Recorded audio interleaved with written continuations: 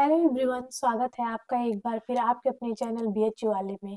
तो आज हम लोग प्राचीन भारत के इस लेक्चर में आज हम प्राचीन भारत के उत्तर वैदिक के बारे में बात करेंगे। इससे पहले हमने ऋग्वैदिक काल देख लिया वैदिक पीरियड में। तो आज हम बात करेंगे उत्तर वैदिक काल के ऊपर। तो इससे पहले अगर आपने ऋग्वैदिक काल नहीं देखा है तो आप देख लीजिए, आपको ये वीडियो समझने में, ये लेक्चर समझने में काफ़ी इजी होगा। इस वीडियो में हम लोग देखेंगे उत्तर वैदिक काल में उसकी सामाजिक संस्था कैसी थी, राजनीतिक व्यवस्था कैसी थी, आर्थिक व्यवस्था, धार्मिक जीवन, और हम लोग ऋग्वैदिक और उत्तर वैदिक को कुछ कंपेरिजन करके भी देखेंगे, जिससे एग्जाम में काफ़ी हमें सहायता मिलती है। आश्रम देखेंगे, आश्रम व्यवस्था जिससे क्वेश्चन पूछे जाते हैं।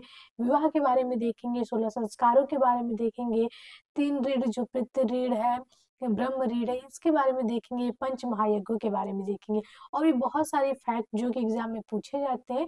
आज हम इसी के ऊपर बात करेंगे। तो आप लोग वीडियो पर पूरा जरूर देखें, और आपको जितने भी क्वेश्चन, जितने भी फैक्ट है, एक भी क्वेश्चन आपके उत्तर वैदिक काल से छूटने वाले नहीं है अगर आपने ये वीडियो पूरा देख लिया।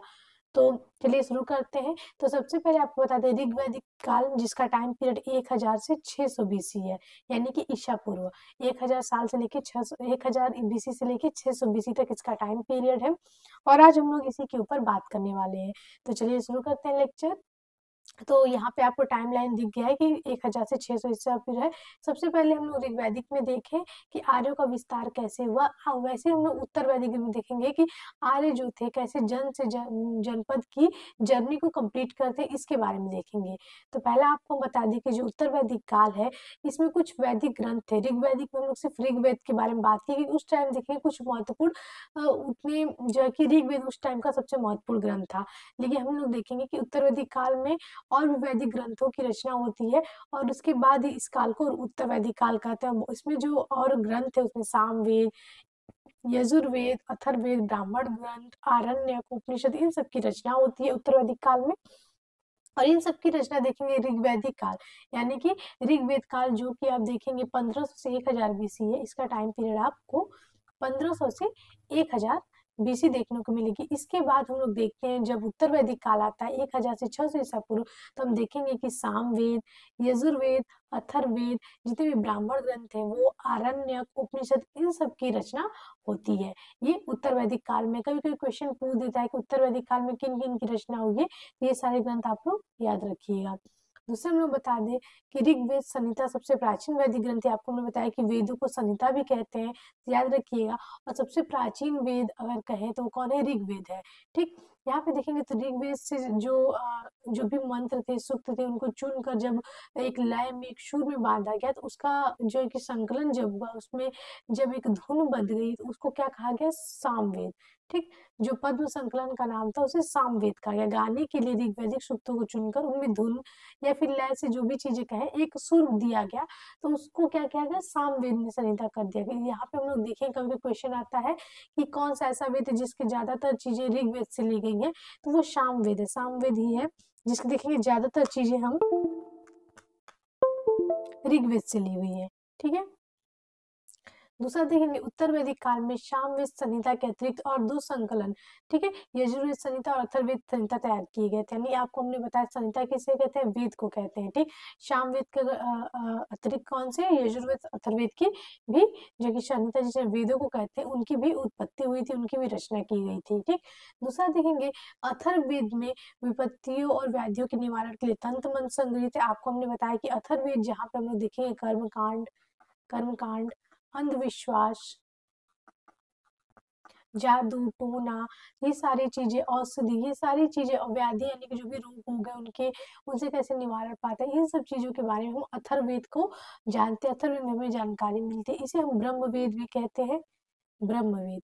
ठीक है, अथर्ववेद में परीक्षित को मृत्युलोक का देवता का है। कभी कोई क्वेश्चन आ जाता है कि किस वेद में कहा गया है ये टर्म, तो अथर्ववेद में याद रखिएगा। यजुर्वेद की बात करें तो यजुर्वेद में यज्ञ संबंधी विवरण मिलते हैं। जितने भी यज्ञ संबंधी जो कि कर्मकांड होते हैं, यज्ञ के लिए जो जरूरी होते हैं, वो सारी चीजें हमें यजुर्वेद से मिलती है। ठीक है, इसको 2 भागों में बांटा जाता है, एक है कृष्ण और दूसरा है शुक्ल। कृष्ण यजुर्वेद और शुक्ल यजुर्वेद, ये 2 भागों में है। और ये एकमात्र वेद है जो गद्य और पद दोनों में है, गद्य और पद। दोनों में है, जिसे चंपू शैली कहते हैं, चंपू शैली। ठीक है। अब हम लोग बात करेंगे कुछ वैदिक क्षेत्रों के बारे में। आपको हमने ऋग्वैदिक क्षेत्र में दिखाया, और ये हम लोग देखेंगे उत्तर वैदिक क्षेत्र। कैसे हम लोग देखेंगे, धीरे धीरे जो है कि आर्यों का विस्तार होता है, और ये इतने बड़े क्षेत्र में देखेंगे, सदानीरा से लेके मगध और यमुना, कुरु, सरस्वती, गंगा, ये पूरे क्षेत्र में कैसे जो है कि आर्यों का विस्तार होता है, ये सारी चीजें हमें इस मैप से पता चलती हैं। दूसरा, अगर बात करें उत्तर वैदिक में ग्रंथों में, हम लोग वेदों के ऊपर बात कर लिए। दूसरा बात करें तो महत्वपूर्ण जो है वेदांग है। वेदांग का अर्थ होता है वेदों का अंग। ठीक है, वेदों का अंग। और ये वैदिक ने जो है कि 6 भागों में किया गया, वैदिक साहित्य का विभाजन 6 भागों में किया गया। जो वेदांग है उनको 6 भागों में बांटा गया है। और वेदांग का अर्थ होता है वेद की सहायक या सहायक विद्या, यानी कि वेदों का अंग एक तरह से कह ले, एक तरह से उनके पार्ट्स कह ले, उन्हें ही वेदांग कहते हैं। ठीक, वेदों की जो सहायक होते हैं, जिससे हम वेदों को अच्छे से समझ पाते हैं, उन्हें वेदांग कहते हैं। ठीक, वेद के अर्थापन या फिर अर्थ ज्ञान में सहायता पहुंचाते हैं, यानी कि जो उसके अर्थ है, उसमें क्या लिखा हुआ, उसको हमें पढ़ने में इजी हो जाता है, और उसको हम इजीली समझ लेते हैं। इस तरह से वेदांग हमें सहायता करते हैं। संक्षिप्त शैली के प्रयोग के कारण इन्हें सूत्र कहा जाता है, और इनकी संख्या कितनी है? 6। याद रखिएगा, इनकी संख्या कितनी है? 6। इनके ऊपर भी विस्तार से बात करते हैं। तो ये आपके वेदांग है, इनके अर्थ क्या होते हैं, और प्राचीनतम ग्रंथ या फिर ग्रंथकार। ठीक, तो पहला आपका जो वेदांग है वो है शिक्षा, जो कि ध्वनि शास्त्र से संबंधित है। ठीक है, और इसका जो प्राचीनतम ग्रंथ है वो ऋत, प्रतिशाख्य या फिर शौनक इसके ग्रंथकार हैं। दूसरा देखेंगे कल्पसूत्र। कल्पसूत्र में हम धार्मिक आचार शास्त्र का देखेंगे। इसमें देखेंगे सौत्र सूत्र, प्राचीनतम ग्रंथ जो इसके सौत्र सूत्र, गृह सूत्र, धर्म सूत्र और शुल्ब सूत्र, ये जो 4 सूत्र हैं ये इसी कल्पसूत्र के अंदर आते हैं। और ये सौत्र सूत्र आश्वलायन सौत्र सूत्र या फिर आश्वलायन भी बोलते हैं। ठीक, दूसरा है गृह सूत्र, जो कि आश्वलायन गृह सूत्र है। धर्म सूत्र बौधायन धर्म सूत्र, बौधायन शुल्ब सूत्र, बौधायन शुल्ब सूत्र, यानी कि इसमें जो बौधायन आश्वलायन ये सब कहते हैं, इसमें हमें सौत्र सूत्र, गृह सूत्र, धर्म सूत्र और शुल्ब सूत्र में देखने को मिलते हैं। ठीक, तीसरा जो है आपका व्याकरण है, जिसमें व्याकरण संबंधी हमें जानकारी मिलती है। इसके प्राचीनतम ग्रंथ की बात करें व्याकरण से संबंधी, तो आपके अष्टाध्यायी है, जो कि पाणिनि की है। निरुक्त, जिसका अर्थ होता है व्युत्पत्ति शास्त्र, यानी कि जैसे कैसे किसी वर्ड का जो है कि जन्म हुआ है, तो इसे ही कहते हैं व्युत्पत्ति शास्त्र। ये जो है कि निरुक्त इसका प्राचीनतम ग्रंथ है, और इसके जो है कि यास्क द्वारा, महर्षि यास्क द्वारा इसके रचना हुई है। छंद, पांचवा छंद है, जिसमें माप सिद्धांत है। और छंद सूत्र, जो कि पिंगल ऋषि, सबसे प्राचीनतम ग्रंथ छंद सूत्र है, जो कि पिंगल ऋषि द्वारा लिखा गया है। छठवां आपका ज्योतिष है, खगोल विज्ञान से संबंधित है, और इसका जो सबसे प्राचीनतम ग्रंथ है वेदांग ज्योतिष है, और इसके रचनाकार लगद मुनि है। तो देखिए यहाँ पे तो आगे हम लोग वेदांगों को तो याद ही कर लेंगे, शिक्षा, कल्पसूत्र, पहला आपका शिक्षा, कल्पसूत्र, व्याकरण, निरुक्त, छंद, ज्योतिष, इसको याद कर लीजिए, काफी इंपॉर्टेंट है, मोस्ट इंपॉर्टेंट है, ये पूछा जाता है। इसके अर्थ याद कर लीजिए, और प्राचीनतम ग्रंथ कह ले तो ये भी याद हो जाएंगे। और आपके कुछ जो पूछे जाते हैं, जैसे रित, जो कि प्राचीनतम ग्रंथ है शिक्षा का, जिसके ग्रंथकार प्रतिशाख या फिर शौनक है। सौत्र सूत्र, जो कि आश्वलायन सौत्र सूत्र है, जो कि सबसे प्राचीनतम ग्रंथ है। गृह सूत्र, धर्म सूत्र, शुल्ब सूत्र, इससे जो है कि जो भी ग्रंथ है आप याद कर सकते हैं, और ये एग्जाम में पूछे जाते हैं। ठीक है, आगे बढ़े, आगे देखें तो हम देखेंगे वैदिक संहिताओं के बाद अनेक ग्रंथ लिखे गए, जिन्हें ब्राह्मण ग्रंथ कहते हैं। जब वेद लिखे, वेद के बाद हम देखेंगे बहुत सारे हमें ब्राह्मण ग्रंथों की जानकारी मिलती है। और इनमें हमें किसकी जानकारी मिलती है? तो जो भी वैदिक अनुष्ठान होते हैं, विधि विधियां होती हैं, उनको करने के जो तौर तरीके हैं, तो उनकी जानकारी हमें ब्राह्मण ग्रंथों से मिलती है। जितने भी हम उत्तर वैदिक कालीन ग्रंथ देखेंगे, हम देखेंगे लगभग 1000 से 500 ईसा पूर्व उत्तरी जो गंगा थी, मैदान क्षेत्र थे, वहां पे रचे गए। क्योंकि देखेंगे धीरे धीरे आर्यों का विस्तार यहाँ पे होता है ऋग वैदिक से उत्तर वैदिक काल में। ठीक, तो कभी कभी आ जाए कि इनके जो ग्रंथ है कहाँ इनकी रचना हुई है, तो उत्तरी गंगा क्षेत्र के मैदान में हुई है। ठीक है, दूसरा हम लोग देखें, उत्तर वैदिक कालीन क्षेत्र से चित्रित हम लोग जो मृदभांड प्राप्त हुए, मिट्टी के बर्तन प्राप्त हुए हैं, तो चित्रित धूसर धूसर मृदभांड, जिसे PGW भी कहते हैं, जिसका प्रयोग बर्तन के रूप में किया जाता था। तो कभी कभी क्वेश्चन आ जाता है कि उत्तर वैदिक कालीन जो मृदभांड प्राप्त हुए उन्हें क्या कहा जाता है, तो पीजीडब्ल्यू भी आता है और चित्रित धूसर मृदभांड। तो याद रखिएगा ये बर्तन के रूप में लोग उत्तर वैदिक काल में धीरे धीरे यूज करने लगे थे। दूसरा हम लोग देखेंगे लोहे का हथियार का यूज भी होने लगा था, यानी कि आयरन की खोज हम देखेंगे 1000 बीसी तक हो गई थी, और ये सबसे बड़ा चेंज हमें देखने को मिलता है ऋग्वेद से उत्तर वैदिक पीरियड में। ठीक है, दूसरा देखेंगे पंजाब से आर्य गंगा यमुना दोआब के अंतर्गत संपूर्ण पश्चिम उत्तर प्रदेश में फैल गए थे, यानी कि जो आर्य थे वो गंगा यमुना दोआब से लेकर पश्चिमी उत्तर तक इनका जो है कि विस्तार होने लगा था, और लोग अपने जो है कि जन को या फिर जनपद को उसका विस्तार करने लगे थे। ठीक, दो प्रमुख कबीले भरत और पुरु एक होकर कुरु नाम से जानने लगे। आप हम लोग देखेंगे ये जो भरत नाम हम लोग सुने होंगे, जहाँ पे हम लोग दशराग युद्ध का बात किए हैं। दशराग युद्ध यानी कि 10 राजाओं का युद्ध जब हुआ था परुशणी नदी के किनारे, तो इसके बारे में हम लोग भरत राजवंश को सुने होंगे। तो ये जो भरत और कुरु थे यही बाद में हम लोग देखें जो कबीले थे बाद में एक कुरु नामक राज्य बन जाते हैं, एक जनपद बन जाते हैं। काफी इंपॉर्टेंट है, याद रखिएगा किसको मिला के बना था। कुरुओं ने दिल्ली क्षेत्र और दोआब के ऊपरी भाग पर अधिकार कर लिया जो कुरुक्षेत्र के नाम से जाना जाने लगा। तो कुरुक्षेत्र जो आज के दिल्ली क्षेत्र में पड़ता है, तो ये जो कुरु थे जो भरत और कुरु मिलके बने थे, ये दिल्ली पे अधिकार करते हैं और वहां पे विस्तार करते हैं। ठीक, दूसरा देखेंगे जब कुरु पांचाल की सत्ता दिल्ली क्षेत्र पर और दोआब के ऊपरी भाग व मध्य भागों पर फैल गई, तब उन्हें हस्तिनापुर को अपनी राजधानी बनाया जो मेरठ जिले में स्थित है। तो यहाँ पे याद रखिएगा जो हस्तिनापुर है जो कि कुरुपांचाल की राजधानी है, सत्ता दिल्ली में जब फैल गई, तो ये हस्तिनापुर में और ये मेरठ जिले में इंपॉर्टेंट याद रखिएगा। और यहाँ पे हम लोग आगे जब महाजनपद पढ़ेंगे, महाजनपद पढ़ा दिया गया है, तो आप उसमें देख सकते हैं जो महाजनपद 16 महाजनपद है उनकी राजधानी और वर्तमान में कहाँ है उससे बहुत सारे क्वेश्चन पूछे गए हैं। नेक्स्ट अगर बात करें तो देखेंगे उत्तर वैदिक का अंत होते होते यानी कि 600 ईसा पूर्व के आसपास हम लोग देखेंगे वैदिक के जो लोग थे जो आर्य थे वो दोआब से पूर्व की ओर पूर्वी उत्तर प्रदेश के कौशल और उत्तरी बिहार के विदेह में फैल जाते हैं, यानी हम लोग देखेंगे धीरे धीरे 600 ईसा पूर्व तक काफी सारा हमें विस्तार देखने को मिलता है।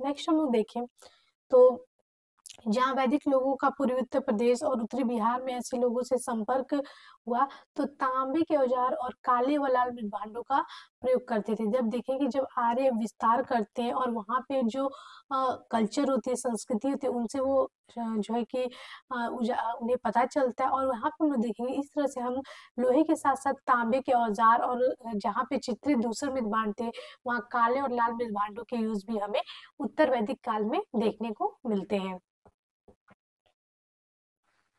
दूसरा हम लोग देखेंगे, अब यहाँ पे हम लोग देख रहे थे अभी तक जितने भी ग्रंथ थे इससे संबंधित और कुछ विस्तार देखे। अब हम लोग देखेंगे उत्तर वैदिक की अर्थव्यवस्था यानी कि इकोनॉमी कैसी थी, ये चीजों पे बात करेंगे जिससे काफी क्वेश्चन पूछे जाते हैं।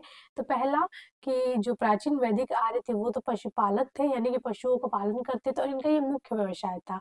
ऋग्वेद में हम लोग देखेंगे तो कृषि मुख्य व्यवसाय था। ठीक है, कृषि पे ही वो लोग निर्भर थे।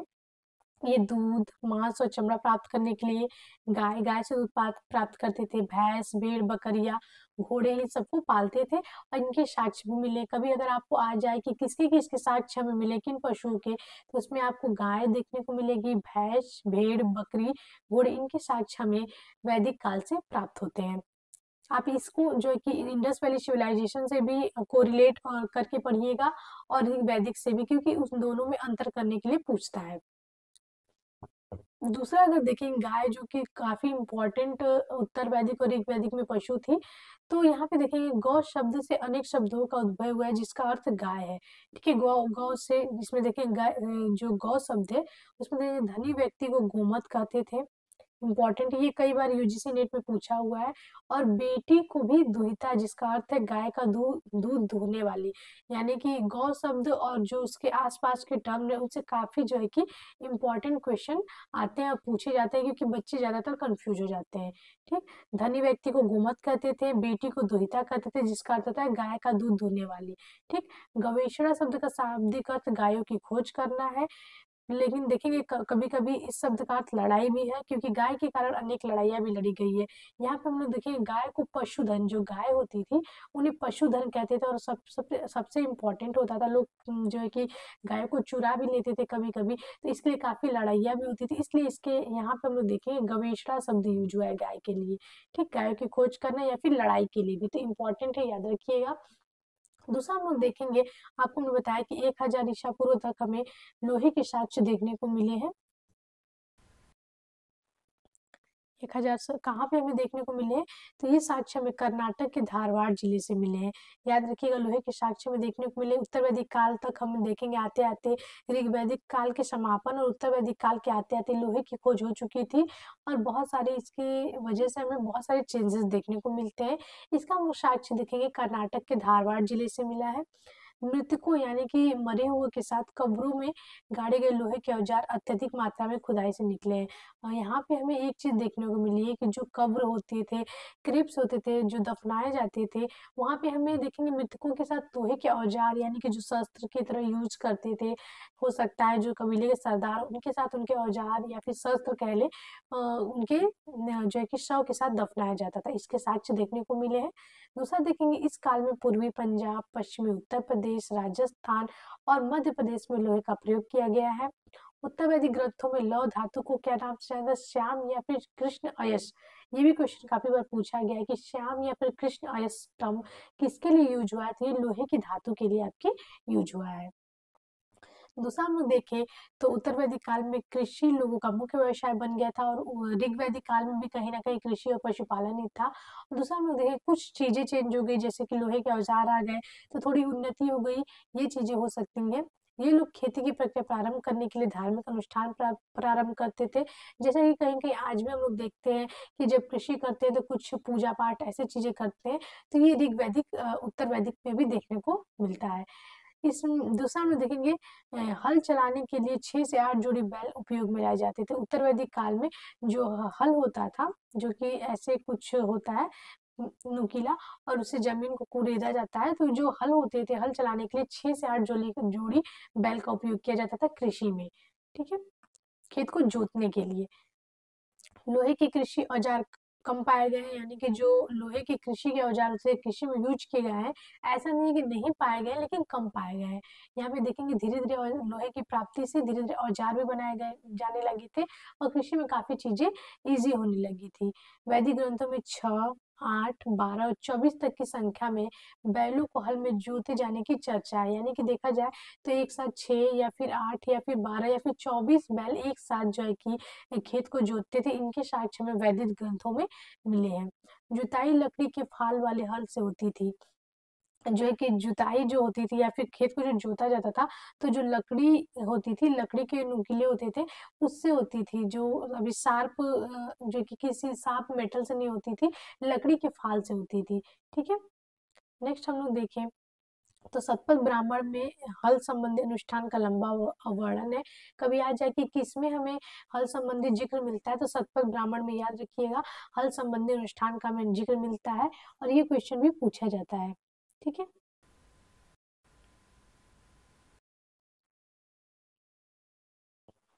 नेक्स्ट अगर बात करें जो हल से अगर बात करें तो हल के साक्ष्य से एक क्वेश्चन ये भी पूछा जाता है कि हलधर किसे कहा जाता है, तो कृष्ण के भाई जो थे भगवान श्री कृष्ण के, उनके जो उनका शस्त्र भी था, अस्त्र भी था, तो हलधर उन्हें कहा जाता है। ये यूजीसी में पूछा हुआ क्वेश्चन है।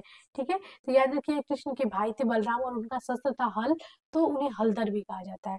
ठीक है, दूसरा हम लोग देखेंगे वैदिक काल के लोग जौ उपजाते थे, जो प्रमुख फसल थी वो जौ थी, और इस काल में चावल और गेहूं मुख्य फसल हो गई थी। कभी कभी क्वेश्चन आता है कि उत्तर वैदिक काल आते आते मुख्य फसल क्या थी, तो चावल और गेहूं। ठीक है, चावल से इनका परिचय था सबसे पहले दोआब में हुआ था। दोआब क्षेत्र यानी कि दो नदियों के बीच का क्षेत्र। तो ये जो चावल का परिचय उन्हें दोआब क्षेत्र से हुआ। और हम लोग देखेंगे वैदिक ग्रंथों में इसका नाम ब्रीही मिलता है। ये आपका यूजीसी नेट में पूछा हुआ है कि ब्रीही नाम किसके लिए प्रयोग हुआ है वैदिक ग्रंथों में, तो चावल के लिए। ठीक।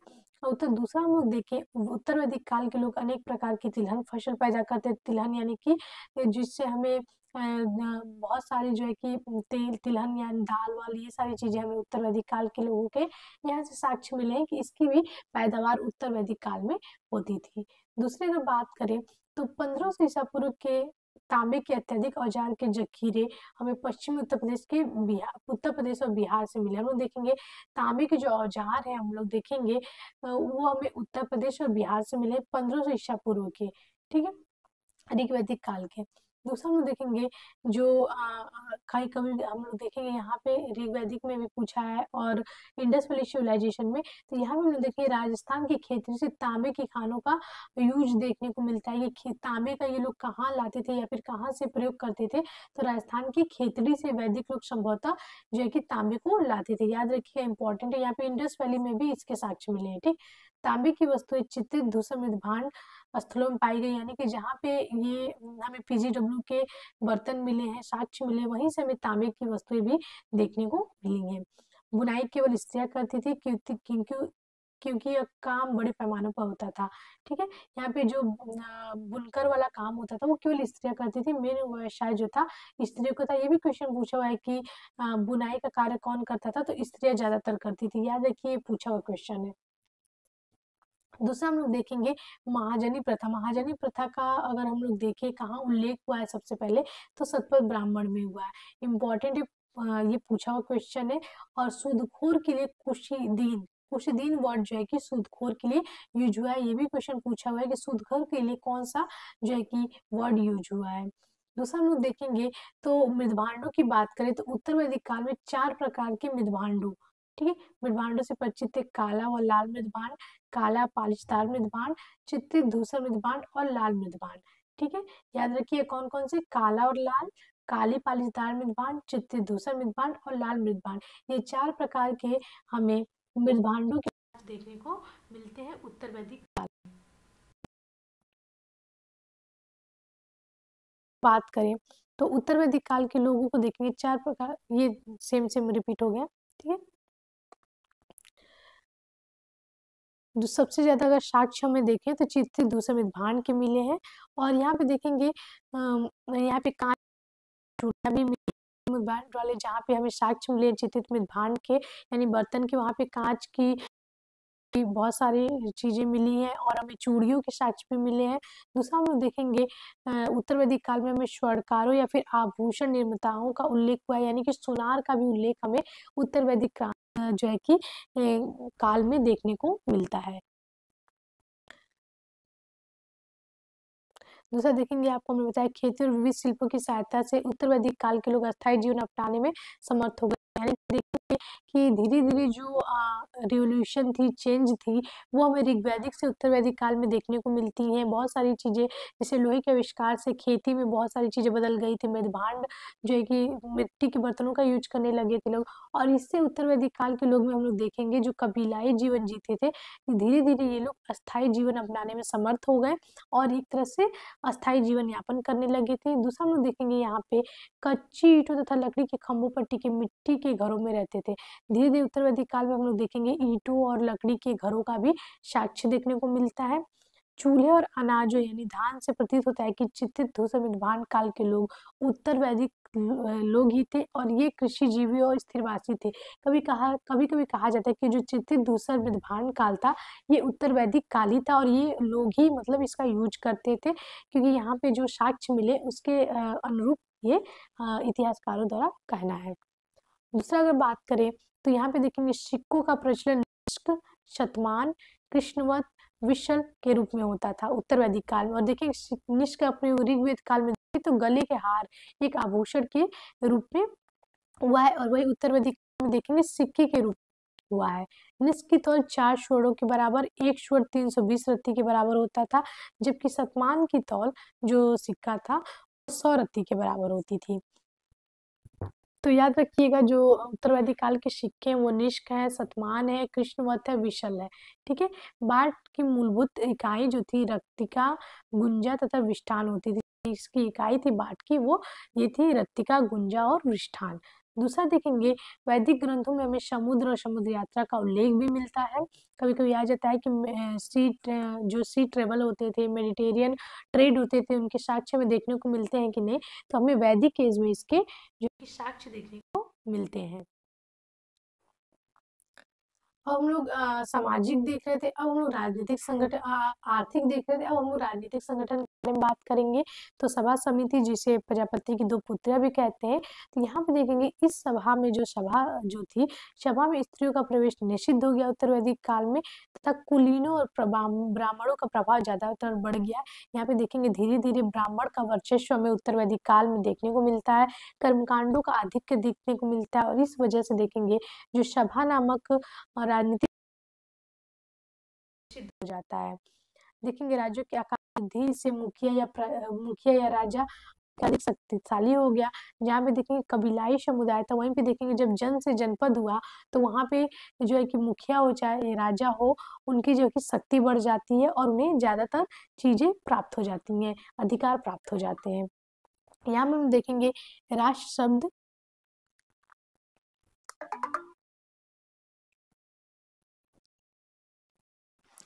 यहाँ में हमने देखा राज शब्द जिसका अर्थ प्रदेश या क्षेत्र होता है, शब्द हम इसी समय प्रचलन में आया था। तो कभी कभी आएगा कि राज शब्द जो आज हम लोग यूज करते हैं, इसका प्रचलन सबसे पहले कहाँ मिला है, तो उत्तर वैदिक काल में हमें देखने को मिलता है। ठीक है। यहाँ पे हमें ये भी संकेत मिलता है कि राज्य के प्रधान या फिर राजा का निर्वाचन होता था, यानी कि उसे चुना जाता था उत्तर वैदिक काल में। यहाँ पे आपने बताया कि जो शासक है और अलग अलग दिशाओं में, अलग अलग क्षेत्र में शासकों को अलग अलग नाम से बुलाया जाता था और वो उस वैसा यज्ञ करते थे। तो ये जो ऐतरेय ब्राह्मण में का ब्राह्मण ग्रंथ है। तो यहाँ पे देखेंगे जो पूर्व दिशा में जो क्षेत्र होता था उसको साम्राज्य कहते थे, वहाँ के शासक को सम्राट कहते थे, और वो वाजपेयी यज्ञ करता था। ये काफी बार पूछा हुआ क्वेश्चन है, इंपॉर्टेंट है, याद रखिएगा। पश्चिम के क्षेत्र को स्वराज्य कहते थे, शासक को स्वराट कहते थे, और वो अश्वमेध यज्ञ करता था। इसके बारे में भी हम लोग डिटेल से बात करेंगे। स्वराट कहलाता था और वो पुरुषमेध यज्ञ करता था। दक्षिण में भोज्य होता था या भोज, और श्वमेध यज्ञ करता था। ठीक है। मध्य देश में राज्य या फिर जो क्षेत्र था राज्य कहते थे, वहाँ के शासक को राजा कहते थे, और ये राज्य यज्ञ करता था। ठीक। तो ये शासन प्रणाली थी आपकी। ये इसका पहले हम लोग ऋग्वेद जब पढ़ा रहे थे उसमें भी हम लोग इसका जिक्र कर चुके हैं।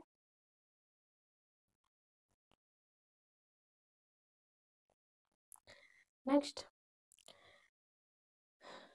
जो राजा होता था वो राष्ट्रीय यज्ञ करता था, जिसे यह समझा जाता है कि उसे दिव्य शक्ति मिली है, जिसे कहा जाता है कि जो है कि ईश्वर की परछाई है या फिर ईश्वर का रूप है, इसके पास अलग शक्ति है, ऐसा जो है कि राष्ट्रीय यज्ञ जो करता था लोगों द्वारा ये समझा जाता था।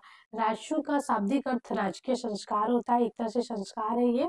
और जब राजा सिंहासन ग्रहण करता है तब ये यज्ञ किया जाता है। कभी कभी आता है कि राष्ट्रीय यज्ञ कब किया जाता है, जब सत्ता ग्रहण करते थे राजा, तब ये यज्ञ किया जाता था। और इस पे हम लोग देखेंगे इस अवसर पे किया जाता था, राजा राजकीय वस्त्र सुसज्जित होता था, यानी तैयार होकर पुरोहित से धनुष बाण लेकर स्वयं को राजा घोषित करता था। इस राष्ट्रीय यज्ञ में ये सारी चीजें की जाती थी। दूसरा हम लोग देखेंगे इसमें जो है कि आरंभ में यह 1 वर्ष तक चलता था और बाद के दिनों में इसे सामान्य अभिषेक तक सीमित कर दिया गया। बाद देखेंगे जो शुरू के टाइम पीरियड था ये 1 साल तक कंटिन्यू चलता है, लेकिन बाद में धीरे धीरे इसे सामान्य कर दिया जाता है। ठीक। सबसे पहले अगर राशु का उल्लेख देखेंगे तो ऐतरेय ब्राह्मण में हमें देखने को मिलता है, जो राशु यज्ञ होता है। राशु यज्ञ करने वाले जो पुरोहित होते थे, पंडित होते थे, उन्हें 24,000 गाय जो है कि दान में दी जाती थी। दूसरा अगर बात करें अश्वमेध यज्ञ की, तो राजा जो है कि अश्वमेध यज्ञ करता था, और इसमें जो है कि इस यज्ञ में क्या होता था कि राजा जो है कि राजा जो कि घोड़ों को भिन्न भिन्न क्षेत्रों में जो है कि छोड़ता था, और जिन जिन क्षेत्रों से वो घोड़ा गुजर के जाता था उस क्षेत्र में माना जाता था कि राजा का अधिकार हो गया। तो अश्वमेध यज्ञ में यही होता था। अश्व मतलब घोड़ा होता है, अश्वमेध यज्ञ में घोड़े को छोड़ा जाता था और जिस जिस क्षेत्र से वो गुजरता था वो क्षेत्र राजा के अधिकार में हो जाता था। इसका अर्थ घोड़े की बलि होती है। ठीक है। यह राजनीतिक विस्तार हेतु किया जाने वाला यज्ञ था। कभी कभी आएगा कि किस लिए होता था, तो राजनीतिक विस्तार के लिए राष्ट्रीय जब सिंहासन ग्रहण करता था तब होता था। दूसरा हम लोग देखेंगे, चुने हुए 400 योद्धा मार्ग में उस घोड़े की रक्षा करते थे, ताकि यदि कोई राजा उसे पकड़ ले तो उस राजा से युद्ध किया जा सके। हम देखेंगे जो योद्धा होते थे अलग अलग क्षेत्रों में वो फैला दिए जाते थे, और जब जो है कि कोई उसे पकड़ता था तो उससे युद्ध किया जाता था और उसकी घोड़े की रक्षा की जाती थी। ठीक, वर्ष समाप्त होने के साथ ही उस घोड़े को राजधानी लाया जाता था और उसकी बलि दे दी जाती थी। ठीक है, 1 साल के अंदर उसको वापस लाया जाता था, उसकी बलि दी जाती थी। यह यज्ञ 3 दिनों तक चलता था। जो ये यज्ञ था वो 3 दिनों तक चलता था, अश्वमेध यज्ञ। ठीक है। दूसरा देखेंगे, उत्तर वैदिक काल में हमें वाजपेयी यज्ञ, जो कि रथ दौड़ कहते हैं एक तरह से, इसका भी हमें जिक्र मिलता है। और इसमें जो है कि राजा का रथ उसके अन्य सभी बंधुओं के रथों से आगे निकलता था, रथों का दौड़ होता था वाजपेयी यज्ञ में। वाज का जो है कि शाब्दिक अर्थ अगर हम देखेंगे तो शक्ति का पान होता है। ठीक है। यह शौर्य प्रदर्शन वो प्रजा के मनोरंजन मनोरंजन के लिए किया जाने वाला यज्ञ था, जिसमें जो है कि अलग अलग राजा रथ दौड़ करते थे, और यह कुल 17 दिनों तक चलता था। ठीक, दूसरा अगर बात करें तो अग्निष्टम यज्ञ, जो कि देवताओं को प्रसन्न करने होते के लिए होता था, और अग्नि में पशु बलि दिया जाता था। जैसे कि अग्नि के साथ ही अग्नि के आगे कुछ पशुओं की बलि दी जाती थी। यह यज्ञ 1 दिन चलता था, 1 दिन के लिए यज्ञ होता था। 1 दिन के यज्ञ में सुबह दोपहर शाम को सोम रस, एक तरह से देखे तो जो है कि नशीला पदार्थ होता था उस टाइम पीरियड में, और उसका पान किया जाता था इस यज्ञ में। इस यज्ञ में पूर्व याज्ञिक और उसकी पत्नी को 1 वर्ष तक सात्विक जीवन व्यतीत करना पड़ता था, जो अग्निष्टम यज्ञ था। ठीक है, क्वेश्चन ये आता है, याद रखिएगा। दूसरा अगर बात करें तो इस काल में कर और नजराना का संग्रह प्रचलित हो गया था, यानी कि कर देने की प्रथा इस टाइम तक शुरू हो गया था। नजराना यानी कि भेंट करने का जो है कि प्रथा भी ऋग्वैदिक काल में हमें देखने को मिलती है। इसके संग्रह और संचय के लिए एक अधिकारी होता था जो संग्रहीता कहलाता था, यानी कि जो इस कर को वसूली करता था उसको संग्रहीता कहलाता था। ठीक, अथर्ववेद के अनुसार राजा को आय का 16वां भाग मिलता था। कभी कोई क्वेश्चन आता था कि राजा को आय का कितना कितना भाग मिलता था, तो 16वां भाग मिलता था। और ये किसमें वर्णित है, तो अथर्ववेद में आपके इसका जिक्र है। ठीक, राजा अपने कर्तव्य के संपादन में पुरोहित, सेनापति, पटरानी और कई अन्य उच्च कोटि के अधिकारियों की सहायता लेता था। यानी कि हम लोग देखेंगे धीरे धीरे एक जो है कि साम्राज्य का विस्तार होने लगा था, और बहुत सारे जैसे मंत्री परिषद जैसी सभाएं दिखने लगती, जिसमें पुरोहित होता था, राजा के बाद पुरोहित, पुरोहित के बाद सेनापति और पटरानी जैसे और अन्य अधिकारियों की हमें जानकारी मिलती है। यहाँ पे हम लोग देखेंगे कोई स्थानीय सेना की जानकारी नहीं मिलती है, यानी कि जो राजा होता था वो कोई स्थानीय सेना नहीं रखता था। उत्तर वैदिक काल में युद्ध के समय कबीले के युवाओं के दल भर्ती कर लिए जाते थे, यानी कि जो कबीले के युवा होते थे उनको जो है कि युद्ध के समय उनसे सहायता ली जाती थी, कोई सेना नहीं होती थी। दूसरा अगर देखें तो उत्तर वैदिक काल का समाज 4 वर्णों में विभक्त था, ब्राह्मण, क्षत्रिय, वैश्य और शूद्र। इम्पोर्टेंट है, याद रखिएगा। उत्तर वैदिक काल में देखेंगे ये वर्ण व्यवस्था काफी ज्यादा हमें प्रभावशाली देखने को मिलती है, और ये जो कि कर्म आधारित थी, अब जन्म आधारित समाज हो जाता है। यहाँ पे जो है कि जन्म आधारित समाज देखने को मिलता है, वर्ण व्यवस्था देखने को मिलती है। ब्राह्मण लोग अपने यजमानों के लिए और अपने लिए भी धार्मिक अनुष्ठान व यज्ञ करते थे, तथा कृषि कार्यों से जुड़े पर्वों या त्योहारों में यजमानों का प्रतिनिधित्व करते थे, यानी कि लोगों को पूजा पाठ कराते थे। ये सारी चीज देखेंगे ब्राह्मण लोग कराते थे। जो पहला वर्ण था, ब्राह्मण युद्ध में राजा की जीत के लिए देव आराधना यानी कि भगवान से प्रार्थना करते थे। इनका जो कार्य था उसके स्थान पर राजा उन्हें अभय दान प्रदान करते थे, जो भी सोने चांदी जो भी चीजें होती थी उन्हें प्रदान करते थे। क्षत्रिय जो है कि दूसरे स्थान पे थे, और वे युद्ध करते थे, शासन करते थे, और किसानों से जो भी कर लेते थे उनके लिए जो रक्षा करते थे, ये सारी चीजें क्षत्रियों का था। ठीक है। दूसरा यहाँ पे इसके बारे में आते हैं आगे। दूसरा अगर बात करें तो राजाओं के परिजन होते हुए भी वैश्य जन सामान्य की कोटि में रखे गए और उन्हें उत्पादन संबंधी काम सौंपा गया, जैसे कृषि, पशुपालन आदि। ठीक है, जो वैश्य होते थे, वैश्य संबंधी जो कार्य करते थे, वैश्य आते थे जो व्यापार करते थे, पशुपालन करते थे, कृषि करते थे, उन्हें वैश्य की श्रेणी में रखा गया। ठीक, ऊपर के 3 वर्षों जो 3 वर्ण थे, ऊपर के 3 वर्ण सामान्य विशेषता यह थी कि वे उपनयन संस्कार, जो तीनों वर्ण है ब्राह्मण, क्षत्रिय और वैश्य, ये तीनों जो है कि उपनयन संस्कार के अधिकारी थे और ये वैदिक मंत्रों के साथ जनेऊ धारण, यानी कि जो एक संस्कार होता था, यज्ञोपवीत भी कहते हैं, उसको करा सकते थे। लेकिन जो एकमात्र जो वर्ण था वो है वैश्य। चौथा वर्ण जो कि वैश्य, उसे उपनयन संस्कार का अधिकारी नहीं था, वो गायत्री मंत्र का उच्चारण नहीं कर सकता था। और यहीं से हम लोग देखेंगे उपनयन का अभाव शूद्रों की दास्ता का द्योतक बन गया। जब उपनयन संस्कार नहीं देखा गया तो शूद्रों को किस रूप में देखा जाने लगा? दास के रूप में देखा जाने लगा था। यहीं से हमें देखने को मिलता है। ये चीज हमने उसमें भी जिक्र की थी ऋग्वैदिक काल में। तो यहाँ पे आप देखेंगे जो सबसे छोटा होता था कहीं वो कुल होता था, जिसे परिवार भी कहते थे। इसका जो मेन होता था, प्रमुख होता था, उसे कुलप कहते थे। दूसरा है ग्राम, जिसे ग्रामणी कहते थे प्रमुख। विष या फिर वंश, जिसका विषपति होता था। और जन, जिसका मुख्य वो है जनपति या फिर राजा, जन का रक्षक, और यही बाद में जनपद बन जाता था। ठीक, एक रक्त समूह के सदस्य कुल या फिर परिवार कहलाते थे। अनेक परिवारों का समूह ग्राम होता था और कई ग्रामों का समूह विष होता था और अनेक विषयों का समूह क्या होता था? जन होता था, जिसमें 100 सदस्य होते थे। ठीक, सबसे बृहत्तम इकाई जन है और सबसे छोटी इकाई क्या है आपकी? कुल। ये आप एकदम बिल्कुल चार्ट को याद कर लीजिए, काफी इंपॉर्टेंट है, ये बहुत बार पूछता है। ठीक है, तो यहाँ पे थे। दूसरा आपको हमने बताया कि उन्हें किसके जो है कि उपनयन संस्कार का शूद्रों को हक नहीं था और ये देखिए उनकी दास्ता का कारण बनता है। तो यहाँ पे कुछ प्रमुख संस्कार है जो कि उत्तर वैदिक काल के हैं और पूछा जाता है किससे कौन सा संबंधित है। तो जो पहला संस्कार है, 16 संस्कारों को हम लोग देखेंगे। पहला संस्कार गर्भाधान है, जिसमें मतलब कि जब गर्भ धारण करती है नारी यानी कि स्त्री, तब ये संस्कार किया जाता है, नर नारी का मिलन या फिर गर्भाधारण हेतु। तो इसे गर्भधारण संस्कार कहते हैं। पुंसवन संस्कार, इसमें गर्भ रक्षा एवं पुत्र प्राप्ति हेतु इसे किया जाता था। ये पूछा हुआ क्वेश्चन है आपका। दूसरा है सीमंतोयन संस्कार, ये जो कि गर्भ में शिशु होता था उसकी मानसिक वृद्धि के लिए होता था। जात कर्म, शिशु उत्पन्न होने पर पिता द्वारा शिशु को आशीर्वाद देने व सह चटाने का कर्म होता था, जात कर्म। नामकरण या फिर नामदेव, शिशु का नामकरण होता था। निष्क्रमण, गृह से बाहर लाने का कर्म शिशु के पिता या मामा द्वारा होता था, निष्क्रमण। अन्नप्राशन, अन्न मतलब वहां पे उस टाइम अन्न ग्रहण करता था।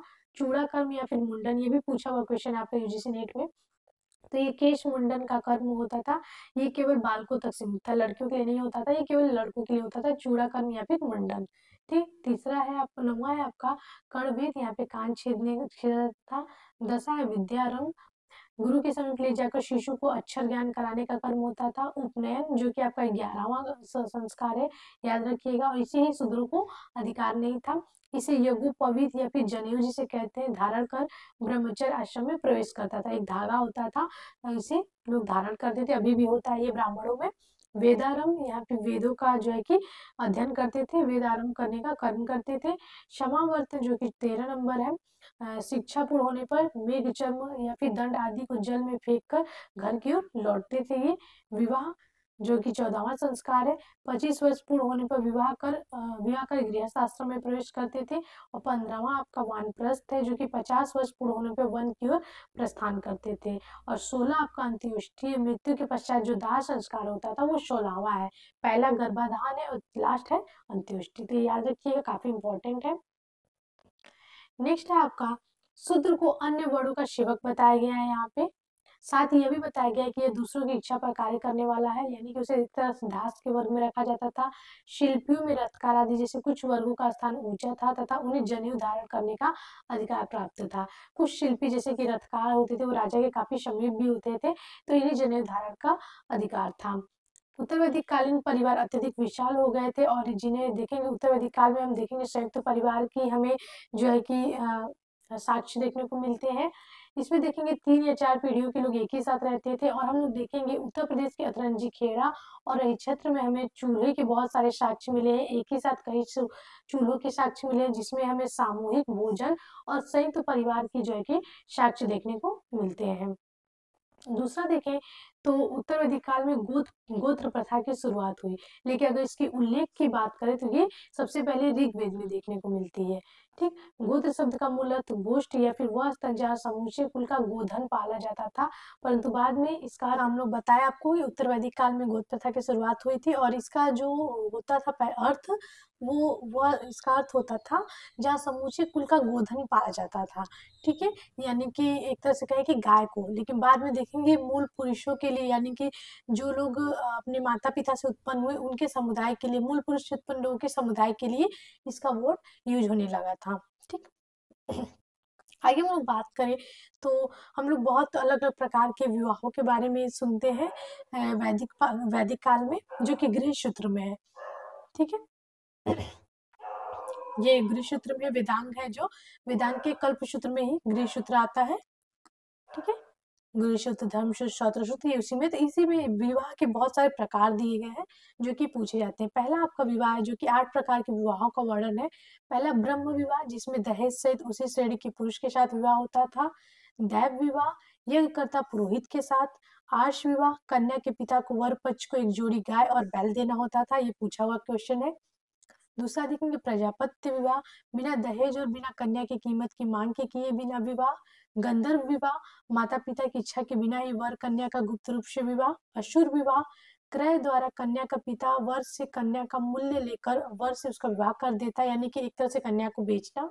राक्षस विवाह, कन्या का अपहरण करके बलपूर्वक विवाह। पैशाच विवाह, कन्या को भगाकर विवाह या फिर उसकी जो है कि सोते हुए मानसिक नशे में, या फिर उसकी जो है कि जब उसे होश ना हो तब ये 50 विवाह होता था।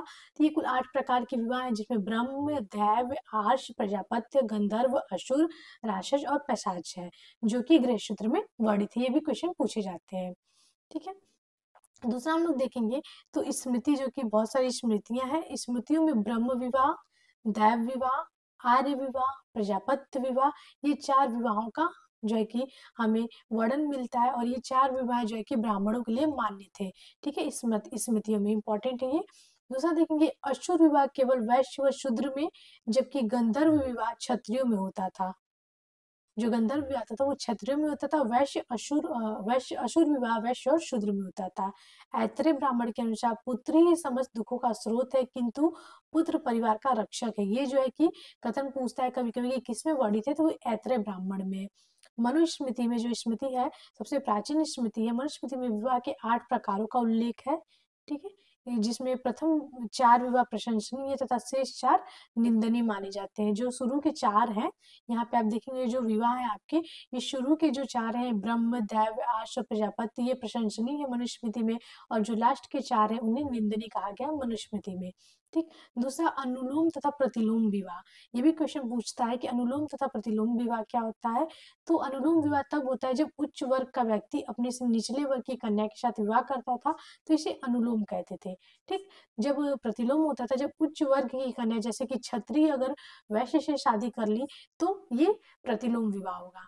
ठीक है, छोटे छोटे कंसेप्ट सोचे आपको बता दें। दूसरा है नियोग प्रथा, जिसके बारे में काफी सारी जो है कि पूछा जाता था कि नियोग प्रथा क्या है। तो प्राचीन समाज में देखें, उत्तर वैदिक काल में नियोग प्रथा का प्रचलन था। इसका अर्थ ये होता था कि जब किसी स्त्री को जो कि निसंतान होती थी या फिर विधवा हो जाती थी, तो उसके प्राप्त करने के पवित्र उद्देश्य अपने पति की सहमति से, यानी कि अपने पति से, या फिर विधवा होने पर परिवार के अन्य सदस्यों से, पति के भाई या फिर किसी अन्य योग्य व्यक्ति से संबंध स्थापित करने की अनुमति को ही नियोग प्रथा कहते थे। यानी कि जब वो निसंतान होती थी या फिर विधवा हो जाती थी, तो यहाँ पे अपने हस्बैंड के या फिर परिवार के सदस्यों से जब वो किसी के साथ अन्य के साथ संबंध बनाती थी, उसे नियोग प्रथा कहते थे। ठीक, दूसरा है दास प्रथा। दास प्रथा का भी उल्लेख हम देखने को मिलता है हमें उत्तर वैदिक काल में। तो उत्तर वैदिक साहित्य में दासों के विषय में जानकारी मिलती है। और देखेंगे जो शूद्रों की जो दशा दयनीय हो जाती है, उन्हें धीरे धीरे दास के रूप में ही उल्लेख किया गया है। तैत्तिरीय संहिता से पता चलता है कि दास दासियों को उपहार स्वरूप दिए जाने की प्रथा थी, यानी कि एक तरह से गिफ्ट की तरह से इंसानों को दिया जाता था, दासों को दिया जाता था। मौर्यकालीन समाज में 10 प्रथा के प्रचलन के प्रमाण मिले हैं। अर्थशास्त्र में 9 प्रकार के दासों का उल्लेख है, जो कि कौटिल्य ने लिखा है। मौर्य समाज का काफी जानकारी हमें मिलती है। मौर्यकालीन शासक अशोक के अभिलेखों में भी दासों का उल्लेख हमें मिलता है। गुप्त काल में दास प्रथा विद्यमान थी। दूसरा हम लोग देखेंगे नारद स्मृति, जो कि स्मृति है, मनुस्मृति, नारद स्मृति, जो कि बहुत सारी स्मृतियां हैं। उसमें देखेंगे 15 प्रकार के दासों का उल्लेख हमें मिलता है। ये भी इंपॉर्टेंट पूछता है, याद रखिए कहाँ कहाँ में दासों का उल्लेख है। दास मुक्ति के अनुष्ठान का विधान सर्वप्रथम नारद में किया गया कि दासों को कैसे मुक्ति मिलती है। मनुस्मृति में 7 प्रकार के दासों का उल्लेख है, और देखिएगा नारद स्मृति में 15 प्रकार के। ठीक है। चोल साम्राज्य में देवदासी प्रथा व दास प्रथा के हमें प्रमाण मिले हैं। मंदिरों में देव पूजा के लिए रहने वाली जो औरतें होती थी, लड़कियां होती थी, उन्हें देवदासी कहा जाता था। ठीक है। जिन्हें नियमित वेतन दिया जाता था, इन्हें देवदासी कहा जाता था। दूसरा देखें सती प्रथा। सती प्रथा जैसी जो प्रथा थी वो थी कि नहीं, तो देखेंगे अथर्ववेद में सती प्रथा की औपचारिकता पूरी पूरी करने के लिए पति अपने पति के साथ चिता पर लेटती थी। यहाँ पे हम लोग देखेंगे कि पत्नी जब अपने पिता जब पति की डेथ होती थी, उसके साथ ही पत्नी को भी जला देते थे, इसे ही सती प्रथा कहते थे। दूसरा देखेंगे रामायण के मूल अंश में इसका उल्लेख नहीं है, किंतु उत्तराखंड में वेदंती की माता के सती होने का उल्लेख मिलता है। देखेंगे जो मूल अंश है उसमें उल्लेख नहीं मिलता है जी की, लेकिन जो उत्तराखंड है उसमें हमें देखने को मिलता है सती प्रथा।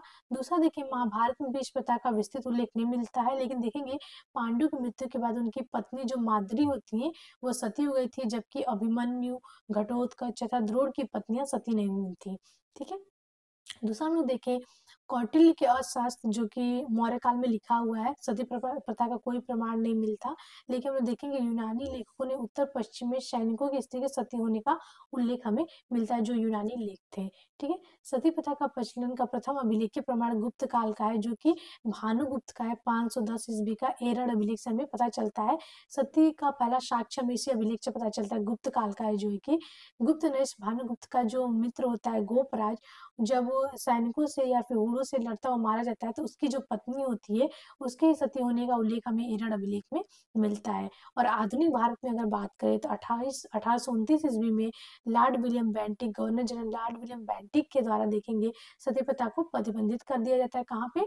बंगाल में। और 1830 में देखेंगे तो इसे बम्बई और मद्रास में भी प्रतिबंधित कर दिया जाता है। बम्बई और मद्रास में एक कानून बनाकर इसे जो कि प्रतिबंधित किया जाता है। इसका सबसे बड़ा श्रेय राजा राम मोहन राय को जाता है, जिसे आधुनिक भारत का पिता भी कहते हैं।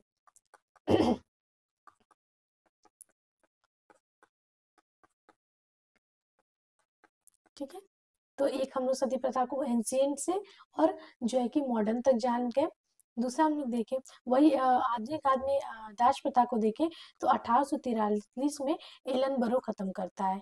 एलन बरो, गवर्नर जनरल, एक्ट 5 के तहत, एक्ट 5 कानून बनाकर।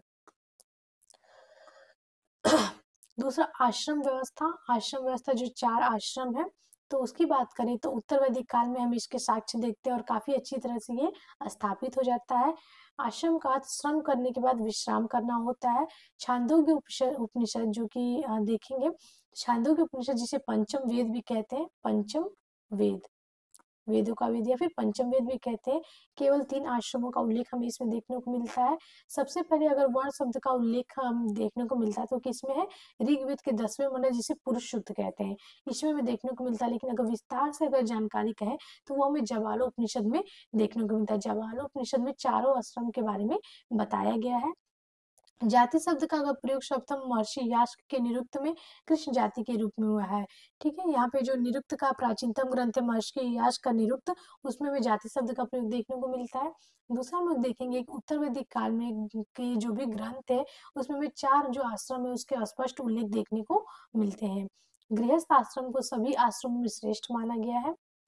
दूसरा देखेंगे इसी आश्रम में पंच महायज्ञ, त्रिवर्ग धर्म अर्थ काम जो होता है उसे त्रिवर्ग में रखा गया है। याद रखिएगा त्रिवर्ग में कौन कौन से?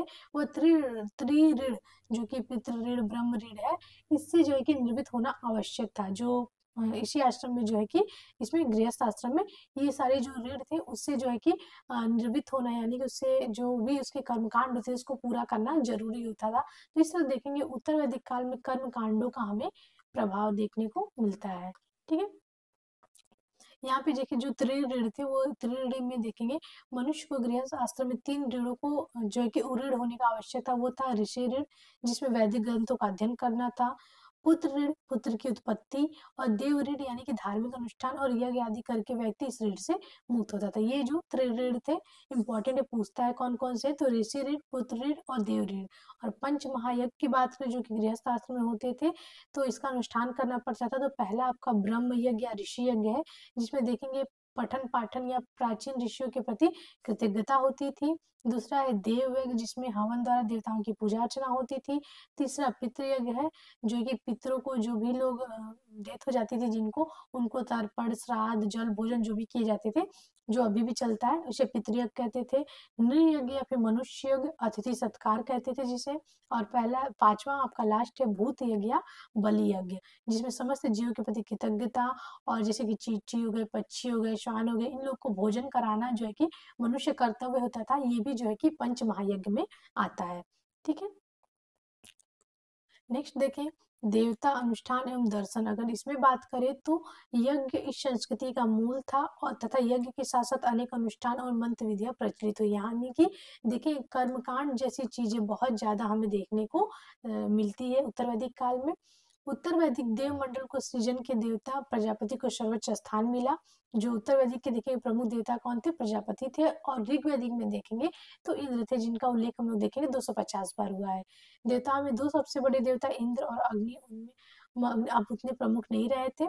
जो है कि ऋग्वैदिक के प्रमुख देवता थे, ऋग्वेद के प्रमुख थे। ठीक है, पशुओं के देवता रुद्र ने उत्तर वैदिक काल में महत्ता पाई, जिसे शिव के रूप में भी जाना जाता है। विष्णु की पूजा होने लगती है, विष्णु के साक्ष्य जो है कि हमें देखने को मिलते हैं, और विष्णु को लोग पालक और रक्षक मानने लगे। पूषण पूषण को पशुओं की रक्षा करने वाला माना जाता है, जो कि शूद्रों के देवता बन गए थे। ये इंपॉर्टेंट है, पूषण जो कि पशुओं की रक्षा करने वाले देवता थे, इनके साक्ष्य भी हमें उत्तर वैदिक काल में देखने को मिलते हैं।